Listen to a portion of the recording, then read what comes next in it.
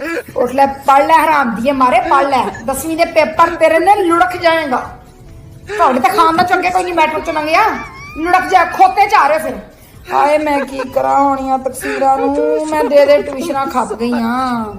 ਮੈਂ ਟਿਊਸ਼ਨਾਂ ਦੇ ਖੱਪ ਗਈ ਸਕੂਲਾਂ ਦੇ ਲੋਕਾਂ ਨੂੰ ਰਿਸ਼ਵਤਾਂ ਕਦੀ ਮੈਂ ਸਾਗ ਦੇਣ ਜਾਣ ਲਈ ਉਸਤਾਨੀ ਨੂੰ ਕਦੀ ਮੈਂ ਗੁੜ ਦੇਣ ਜਾਣ ਲਈ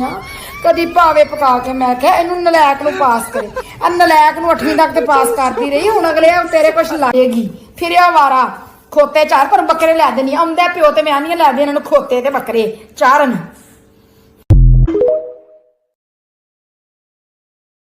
ਜਿਹੜਾ ਮਾਮੇ ਤੇਰੇ ਬੋਰਡ ਵਾਲੇ ਨੇ ਉਹਨਾਂ ਤੈਨੂੰ ਪਾਸ ਕਰਨਾ ਹੈ ਉਹਨਾਂ ਸਾਨੀਆਂ ਨੂੰ ਨਹੀਂ ਉਹਨਾਂ ਨੂੰ ਕਿੱਥੋਂ ਮੈਂ ਲੱਡੂ ਪੇੜੇ ਕੱਲਾ ਹੁਣ ਪੜ੍ਹ ਲੈ ਉੱਤੇ ਪੜ੍ਹ ਲੈ ਸਗਾਤੇ ਮੈਂ ਕੀ ਕਰਾਂ ਮੈਂ ਪੜ੍ਹਨੇ ਪਈ ਆ ਇੰਜ ਲੱਗਦਾ ਇੰਨਾ ਲੈਂਦੇ ਪੇਪਰ ਮੇਰੇ ਪੇਪਰ ਨੇ ਕਿੱਥੋਂ ਗੰਦੀ ਨਸਲ ਵਹਿੰਦੀ ਹਾਏ ਮੈਂ ਕੀ ਕਰਾਂ ਮੈਨੂੰ ਇਹ ਗੰਦੀ ਲਾਜ ਲੈ ਲੱਗੀ ਪੂਰੀ ਉਮਰ ਪਿਓ ਨੇ ਨਹੀਂ ਸੁਣੀ ਤੇ ਉਸੇ ਪਿਓ ਦੀ ਲਾਜ ਹੈ ਨਾ ਜੋ ਵਹਿੰਦੇ ਨੇ ਉਹੀ ਕਰਦੇ ਜੀ ਮੇਰਾ ਕੀ ਜਾਣਾ ਮੈਂ ਤੁਹਾਡੀ ਕਮਾਈਆਂ ਖਾਣੀਆਂ ਨੇ ਮੇਰੀ ਕਵਰ ਰੱਖ ਕੇ ਤੁਸੀਂ ਡਿਗਰੀਆਂ ਫੂਕਿਓ ਮੇਰਾ ਕੀ ਆਨੀ ਹੈ ਮੈਂ ਨਹੀਂ ਤੁਹਾਡੀ ਜ਼ਿੰਦਗੀ ਬਣ